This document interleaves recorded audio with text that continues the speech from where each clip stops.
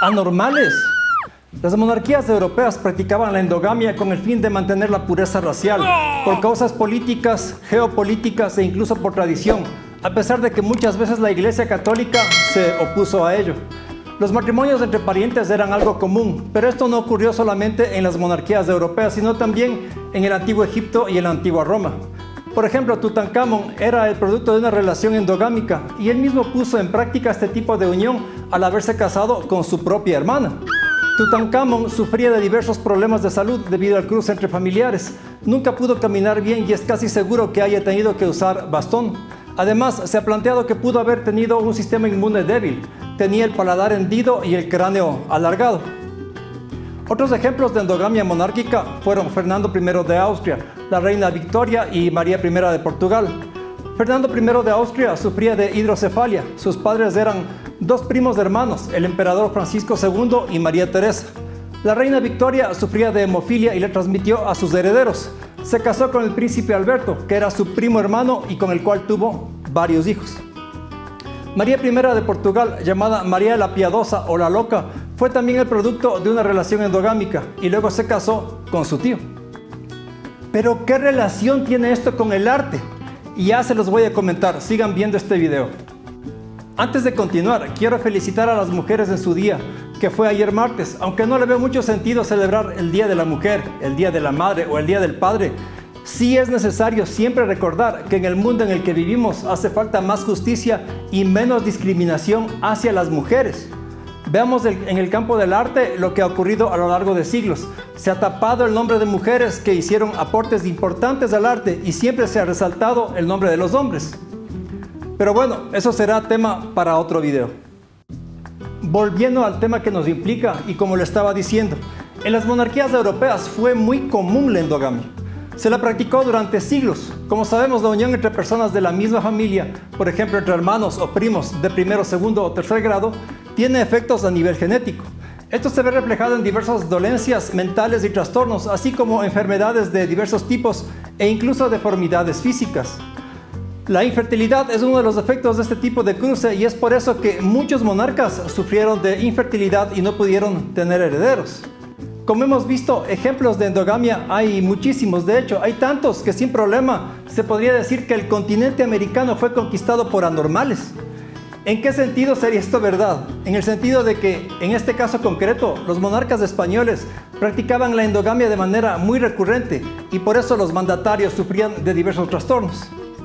La famosa mandíbula de los Habsburgo es un ejemplo de ello, y esto quedó registrado en los diversos retratos que se hicieron en la época de monarcas como Felipe IV o Carlos II.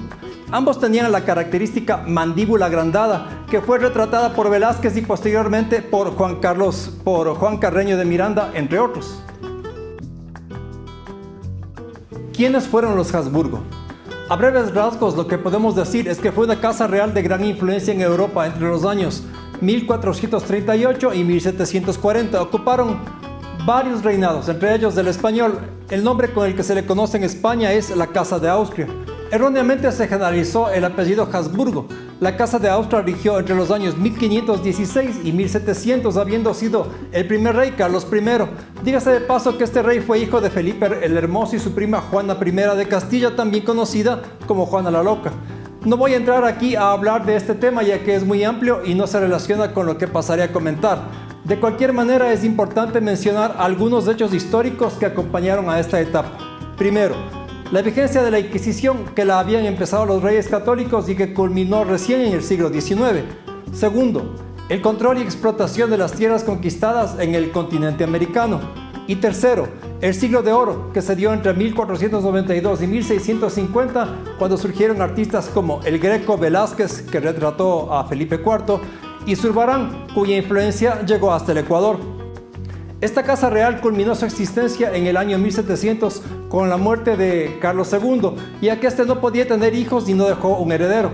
Este hecho fue de vital importancia en el reinado y condujo a la así denominada Guerra de Sucesión Española, la misma que marcó una grave crisis en el Imperio Español en sus colonias y tuvo efectos en la geopolítica europea. El causante de esta crisis fue, sin querer queriendo, Carlos II.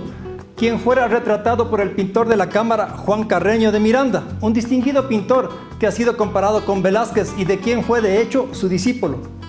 Pues bien, resulta que Carlos II, también conocido como el Hechizado, nació como el resultado de un matrimonio endogámico, es decir, entre un tío y una sobrina. Sus padres fueron Felipe IV y Mariana de Austria, que al momento del matrimonio tenía tan solo 13 años. Como consecuencia de esta unión y de toda la tradición endogámica que caracterizó a esta monarquía, Carlos II nació discapacitado, tenía una deformación en el rostro, con la mandíbula exageradamente prominente, algo que en términos médicos se conoce como prognatismo mandibular. Algo que de paso era característico de los Habsburgo, como lo podemos ver en estas fotos en las que constan en orden: Carlos I, Felipe II, Felipe III, Felipe IV y Carlos II. Carlos sufría además de retraso mental y era impotente. Le decían el hechizado con el fin de justificar sus discapacidades, insinuando que se debían a actos de brujería y no por la endogamia, que claro está, en aquella época era algo prohibido. Contradictoriamente, durante aquellos años, la clase baja no practicaba la endogamia, y si lo hacía se enfrentaba a castigos muy severos. La monarquía fue menos controlada y es por ello que esto se dio en una gran magnitud y de manera especial en España. Se han hecho diversos estudios para tratar de averiguar cuáles eran los trastornos que tenía Carlos II y sus causas. Lo que se ha podido concluir es que sus males se debían al alto grado de consanguinidad existente en su familia. Muchos de sus antecesores ya presentaban rasgos de ello, pero fue Carlos el que llevó la peor parte. De hecho, se ha podido determinar que era intersexual, es decir, que era en alto grado hermafrodita. Debido a esto, sufría de problemas renales, los cuales le condujeron a la muerte. Es esta además la razón de su infertilidad, de la incapacidad de tener hijos, lo cual le condujo a una crisis al Imperio Español. Una teoría dice también que Carlos sufría de hidrocefalia, algo que se ha detectado en otros de sus antecesores. Esto entre otros problemas como deformaciones esqueléticas, lengua demasiado grande que le hacía babear al pronunciar palabras, etc. A pesar de todos estos problemas, cuando Carlos nació y conforme iba creciendo, la Casa Real, a través de una publicación manejada por ellos y denominada La Gaceta, se encargó de hacer público y de diseminar la idea de que se trataba de un príncipe robusto y guapo, de cabeza proporcionada y pelo negro. Es decir, se lo trató de retratar como un individuo cuyo estado mental y de salud era muy bueno, todo lo contrario de lo que en realidad ocurría. Carlos aprendió a hablar recién a los 4 años de edad y nunca desarrolló un amplio lenguaje. A caminar aprendió recién a los 8 años y nunca pudo hacerlo muy bien. De hecho, en su edad adulta permanecía gran parte del tiempo inmovilizado. La situación era tal que fue su madre quien reinó hasta cuando él cumplió la mayoría de edad en 1675 y siguió haciéndolo, aunque en menor grado, hasta el día de su muerte. Como decía anteriormente, el principal pintor que retrató a Carlos II fue Carreño, y como era de esperarse, lo hizo siguiendo lo que la Casa Real demandaba, es decir, retratando no a un niño débil y con retraso mental, sino a un niño en perfecto estado de salud y capaz incluso de montar un caballo. Existen varios retratos de Carlos realizados por Carreño de Miranda y otros autores también anónimos en los que podemos corroborar este hecho.